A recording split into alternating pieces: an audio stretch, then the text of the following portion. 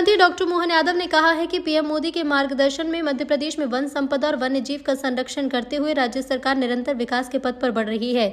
PM Modi ने आयुर्वेद को बढ़ावा और स्वयं अपनाया भी है। भारतीय संस्कृति में वन और पेड़ों के संरक्षण की परंपरा रही है। भोपाल में आयोजित 11वें अंतर्राष्ट्रीय वन मेला इसे आगे बढ़ा रहा है।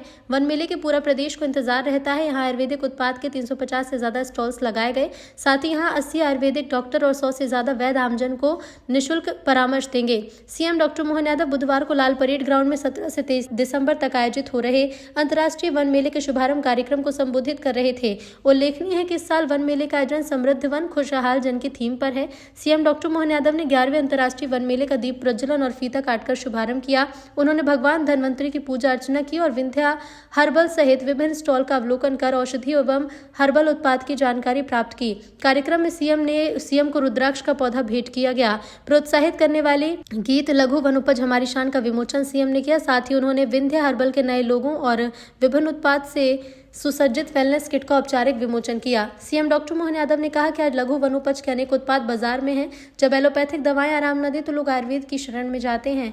हमारे घर घर में आयुर्वेदिक नुस्खों का भंडार है। वर्तमान परिदृश्य में मेडिकल साइंस तो प्रशंसनीय है, लेकिन आयुर्वेदिक उत्पाद का भी अपना अलग महत्व है। कोरोना काल में आयुर्वेदिक काढ़ा दुनिया के लिए अमृत के समान था। मुख्यमंत्री डॉक्टर मोहन यादव ने कहा कि राज्य सरकार प्राथमिक वनोपज सहकारी समिति, जिला यूनियन और अनुसूचित जाति जनजाति पिछड़ा वर्ग को आर्थिक रूप से सशक्त बना रही है। तेंदुपत्ता समेत अन्य वनोपज का संग्रहण करने वालों को इन पर बोनस देकर आर्थिक रूप से सशक्त करने की दिशा में कदम बढ़ाए। प्रदेश सरकार ने ट्राइफेड के माध्यम से 32 लघु वनोपज के न्यूनतम समर्थन मूल्य पर 25% की वृद्धि की जा रही है। साल 2026 में रानी दुर्गावती के नाम पर बनने जा रहे नौरादेही अभ्यारण्य में चीतों को बसाया जाएगा।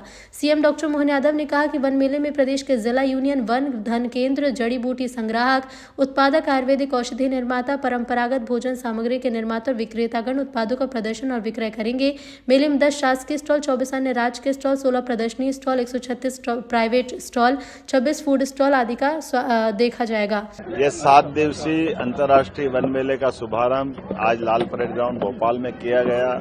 मेरी अपनी ओर से फॉरेस्ट डिपार्टमेंट के मंत्री माननीय दिलीप अहिरवार जी, माननीय विधायक भगवान दास सबनानी जी, माननीय सभापति किशन सूर्यवंशी जी और फॉरेस्ट के सारे अधिकारीगण, इतना विस्तृत रूप से मेला लगाया गया है कि वाकई ये हमारे पूरे प्रदेश की वन संपदा के अंदर के एक एक विशेष गुण को समेटे हुए, एक तरफ वन औषधियों से लगा करके आयुर्वेद में जिस प्रकार से उसका उपयोग किया जाता है वो सब कुछ यहाँ है। हमारे आदिवासी अंचल में भोजन के जो विविध प्रकार की रेसिपी है उस सबका भी प्रकटीकरण करने का मौका दिया गया है।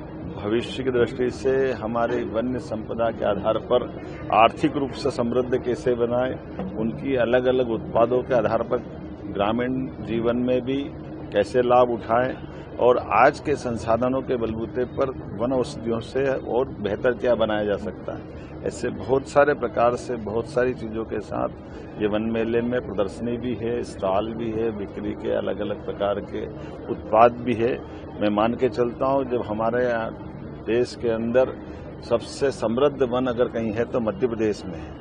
ऐसे में हमारे वनवासी बंधुओं की आय भी बढ़े, वन्य जीवन की अंदर की खूबसूरती भी सबके सामने आए, उनकी अपने उत्पादों की मार्केटिंग हो, सभी प्रकार से उनका जीवन बदले। इसलिए वन मेले के आधार पर ये सब कुछ उत्पन्न उनके उत्पादों को सबके सामने लाने का प्रयास किया गया और वन मेला बहुत सफलता के साथ स्थापित हो रहा है। आने वाले समय में भोपाल के अलावा भी और जगह लगाने का हमने निर्णय किया है। उम्मीद करेंगे जल्दी उसके रिजल्ट आएंगे।